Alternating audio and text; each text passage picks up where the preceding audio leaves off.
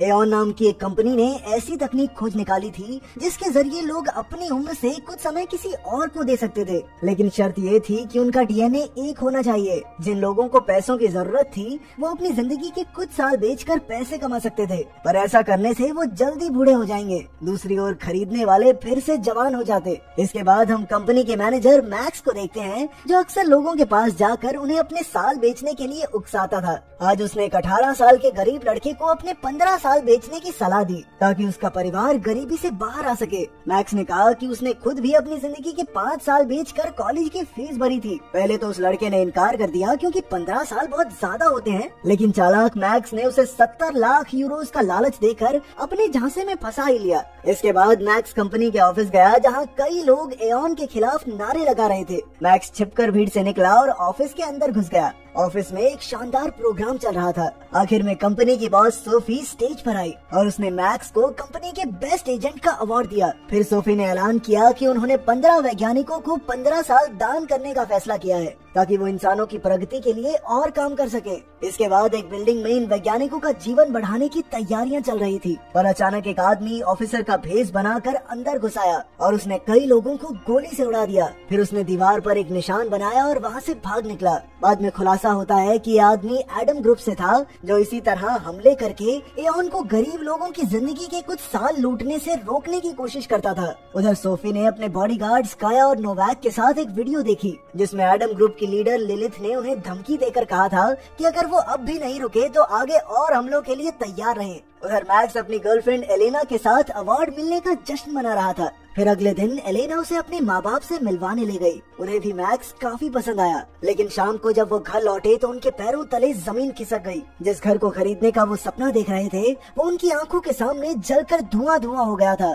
इसी के साथ उनका सारा सामान और पैसा भी जलकर राख हो गया। खैर अगले दिन वो इंश्योरेंस कंपनी से नुकसान के पैसे लेने गए, लेकिन कंपनी वालों ने कहा कि वो घर से निकलने से पहले मोमबत्ती बुझाना भूल गए थे, इसीलिए उन्हें पैसे नहीं दिए जाएंगे। इसमें कंपनी वालों की गलती थोड़ी है। उन्हें समझ नहीं आ रहा था कि आखिर बैंक का कर्ज कैसे उतारा जाए, और तब एलेना ने मैक्स को बताया कि उसने अपनी जिंदगी के कुछ साल गिरवी रखकर बैंक से लोन लिया था। मैक्स को इसकी कोई जानकारी नहीं थी। खैर अब उसने अपनी जिंदगी गिरवी रखकर कर्ज भरने का फैसला किया, लेकिन मैक्स का डीएनए किसी ग्राहक से नहीं मिलता था, इसीलिए बैंक ने इससे इनकार कर दिया। मैक्स ने कहा कि उसने तो पहले भी कुछ साल बेचे थे, लेकिन बैंक कहने लगा कि जिसे मैक्स ने अपना समय बेचा था वो इंसान अब मर चुका है। इसके बाद जब वो वहाँ से बाहर निकले तो पुलिस ने तुरंत एलेना को गिरफ्तार कर लिया ताकि वो देश छोड़कर भाग न सके। आखिरकार मैक्स ने किसी और तरीके से बैंक का कर्ज चुकाने की ठान ली। वो तुरंत अपनी बॉस सोफी के पास पहुँचा। उसने सोफी को सारी बात समझाई और सोफी उसकी मदद करने को राजी हो गई,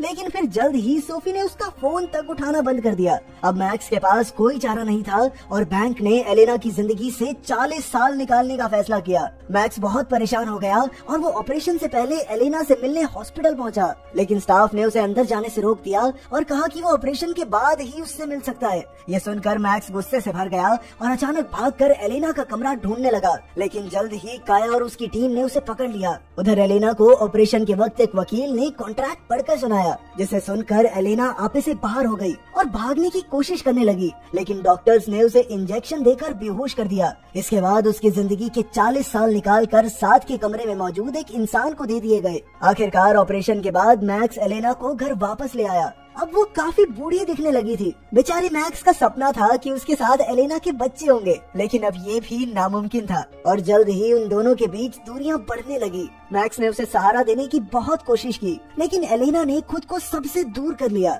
फिर एक दिन मैक्स को कंपनी से फोन आया और पता चला कि उसकी प्रमोशन हो गई और तनख्वाह भी बढ़ा दी गई है, लेकिन मैक्स की नजर में अब इसकी कोई अहमियत नहीं थी। उसने गुस्से में आकर सोफी से बात करने की कोशिश की, लेकिन काया बीच में आ गई और सोफी उसे अनदेखा करके चली गई। और अचानक मैक्स को एहसास हुआ कि सोफी पहले से काफी जवान दिख रही थी। खैर घर लौटकर उसने एलेना के साथ प्यार भरे लम्हे गुजारने की कोशिश की और उससे वादा किया कि वो एलेना के 40 साल वापस दिला कर रहेगा। कुछ देर बाद एलेना के पेट में जोरदार दर्द होने लगा और उसका कुछ खून भी बह रहा था, तो मैक्स उसे तुरंत हॉस्पिटल लेकर गया। जब डॉक्टर्स ने जांच की तो पता चला कि ऑपरेशन से पहले एलेना प्रेग्नेंट थी, पर अचानक ही उसके बूढ़े हो जाने से उसके पेट में पल रहे बच्चे की मौत हो गई थी। इससे एलेना और मैक्स दोनों का दिल चकनाचूर हो गया और आखिरकार एलेना ने अपने माँ बाप के साथ रहने का फैसला किया। अब मैक्स एकदम अकेला हो चुका था और तन्हाई में वो एक पार्क में जाकर बैठ गया। तभी उसकी नजर एक छोटी बच्ची पर पड़ी जो सिगरेट पीते हुए ड्रग्स बेच रही थी। मैक्स उसे देखते ही समझ गया कि ये कोई बड़ी लड़की है जो समय खरीद कर बच्ची बन गई थी ताकि वो गैर कानूनी काम कर सके। अब मैक्स ने उसके पास जाकर पूछा कि उसने ऐसा कैसे किया, क्योंकि एऑन कंपनी में तो बच्चों पर ही ऑपरेशन करना मना था। तब उस लड़की ने मैक्स को एक गैर कानूनी ग्रुप के बारे में बताया जो लोगों को जवान बनाने की सर्जरी काफी कम पैसों में करता था। मैक्स ने बिना समय गवाए एक खास फोन के जरिए उस ग्रुप से बात की तो उन्होंने मैक्स को नकली पासपोर्ट्स बनवाने के लिए खुफिया जगह का पता दिया। वहाँ उसे पता चला कि उस ग्रुप के पास जाने से पहले उसे ये पता करना होगा कि एलेना के 40 साल आखिर किस इंसान को मिले थे। बाद में मैक्स एक होटल में जाकर छिप गया और उसने सोफी को अगवा करने का प्लान बनाया। उसे शक था कि सोफी ने ही एलेना के साल चुराए थे। अब उसने अगले कुछ दिन तक सोफी की परछाई बनकर हर जगह उसका पीछा किया। आखिरकार एक जगह वो बिना गार्ड्स के थी तो मैक्स ने एडम ग्रुप के आदमी का फेस बनाकर उस पर हमला करके उसे बेहोश कर दिया। फिर उसने वहाँ एडम ग्रुप का निशान बनाया ताकि किसी को उस पर शक न हो। इसके बाद वो एलेना को एक सुनसान बिल्डिंग में लाया जहाँ उसने सोफी को बांध रखा था। एलेना को ये सब ठीक नहीं लग रहा था, लेकिन मैक्स ने कहा कि वो कुछ भी गलत नहीं कर रहे। इसके बाद वो एक समुद्री जहाज में चढ़कर लिथुआनिया की ओर निकल पड़े। उधर काया और नोवाक कैमरा फुटेज के जरिए किडनैपर को ढूंढने में लगे थे। जल्द ही उन्हें एहसास हुआ कि ये कंपनी के ही एक आदमी का काम है, तो वो भी उसे पकड़ने निकल पड़े। उधर जहाज में मैक्स ने सोफी को एक बक्से में बंद रखा था, पर वो सोफी को समय समय पर खाना पानी देता रहा। फिर शाम को उन्होंने एक परिवार और उनके बच्चों को देखा तो उनके सपने फिर जाग उठे। अचानक एक बच्चे ने दूर से अजीब सी लाइट्स देखी और जल्द ही मैक्स और एलेना समझ गए कि कंपनी ने लिथुआनिया की पुलिस को खबर कर दी और अब पुलिस पहले से ही उनका इंतजार कर रही थी। फिर मैक्स ने उस परिवार को मोहरा बनाकर बचने का प्लान बनाया। जब पुलिस जहाज से निकलने वाली गाड़ियों की जांच कर रही थी तो मैक्स ने उसे धमकी देकर डिलीवरी वाला बनने को कहा और खुद एलेना और सोफी के साथ पीछे छिप गया। आखिरकार वो पुलिस को चकमा देकर बच निकले, लेकिन एलेना को ये बात बिल्कुल अच्छी नहीं लगी कि मैक्स ने मासूम लोगों की जान खतरे में डाली। खैर जल्द ही वो उनकी वैन लेकर भाग गए और अचानक उन्हें बीच में ही रुकना पड़ा। तब सोफी ने अचानक ये खुलासा किया कि वो सोफी नहीं बल्कि उसकी बेटी मैरी है। मैक्स को उसकी बातों पर यकीन नहीं हुआ क्योंकि वो जानता था कि सोफी की एक बेटी थी जो कुछ साल पहले मर गई थी। पर मैरी ने कहा कि सोफी उसे एक आम जिंदगी देना चाहती थी,